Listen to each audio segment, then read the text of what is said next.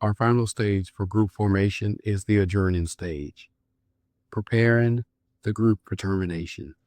It will be a tragic mistake to not prepare your group for the end and all of a sudden show up the last session and say, okay, guys, it's been real, but this is the last group.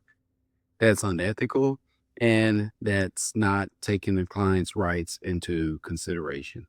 So the adjourning stage alleviates that and prepares the counselor in the group for termination. There are two steps in the adjourning stage: termination of task and termination of relationships. Each is done at a specific time, so let's take a look at each one individually. Termination of task should be performed 1 to 2 weeks before the last session. During this stage or step, you will encourage members to think about their overall experience,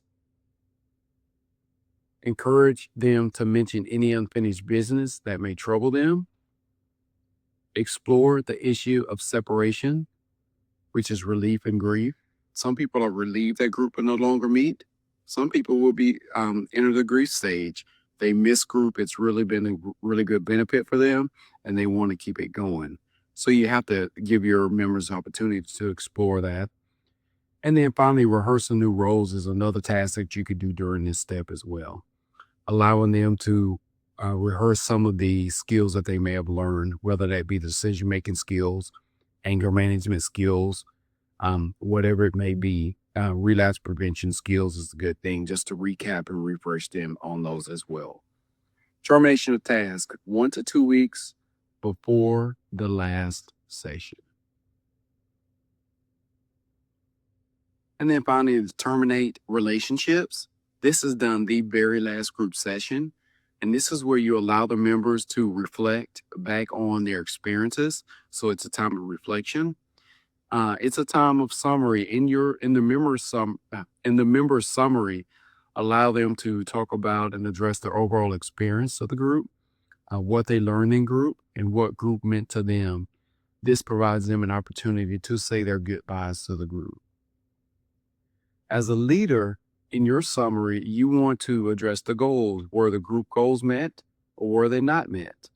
You want to offer some type of encouragement to the members and provide them with some type of education, if that be education of various resources that are available, education on other things that they can do, or websites that they can take a look at, or even YouTube videos that they can look at, to give them more skills and more knowledge about whatever it is that they're dealing with.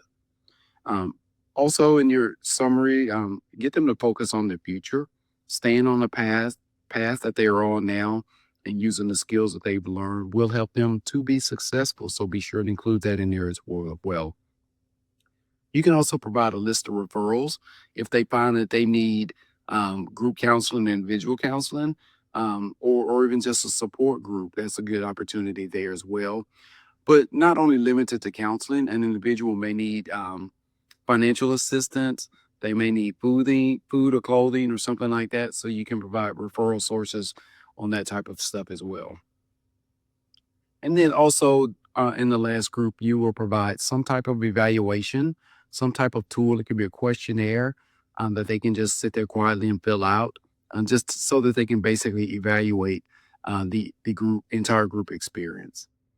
And then let them know that you will be following up with them, whether that be 1 week, 2 weeks, or 1 month from that day, that you will contact them. And that may come through a telephone call. It may be the group meeting one more final time.